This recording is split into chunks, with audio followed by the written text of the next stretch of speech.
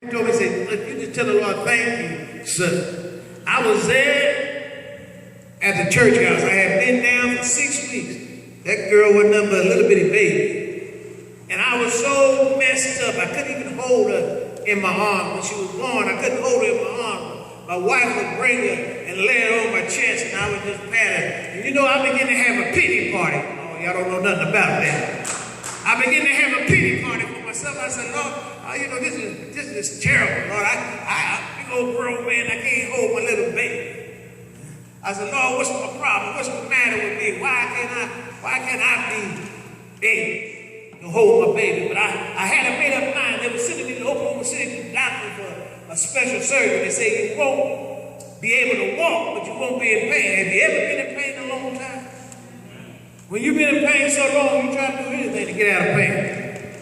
So I had got myself together, and I said, well, I'm going to go to church this morning. And the brothers came over, and they helped me get dressed. They took me to church. They propped me up in a chair, and they told me, you know, just take it easy. Don't worry about it. Just take it easy. But when the man of God began to preach the message and said, all you got to do is how to say thank you, sir. The devil said, well, what you got to say thank you about? You all messed up. You can't walk. Huh? What do you got to say thank you? Oh, your devil will talk to y'all then, huh? I heard Pastor Grant say talking about it ain't the temptation that's going to get you. It's the yielding to temptation. The Bible says yield not to temptation because yielding is sin.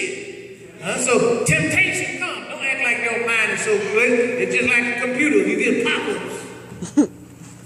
How many know the devil will pop up in your mind? And he'll try to make you think what's possible is impossible. But I found out that nothing impossible with God. So when I went, I began to tell the Lord, thank you, son. See, you got to forget about your surroundings. You got to forget about the people around you. You got to understand this is between you and God. How much do you really love him? I asked you the question when I first got up. I said, do you really love the Lord? The song says, is there anybody here that really loves the Lord? And they asked, well, I want to know. I said, I want to know. So y'all be hollering, I love you, Jesus. I want to know, do you really love the Lord? If you love the Lord, I don't have to prompt you to say, I love him. When you love the Lord, you have it down in your heart. You begin to speak it. How many know the reason you sometimes you have hit yourself? Because you don't deal with the spoken word. God wants us to speak these words into existence. He wants you to speak it into your life. What do you want the Lord to do for you tonight? God has said to us, I'm here.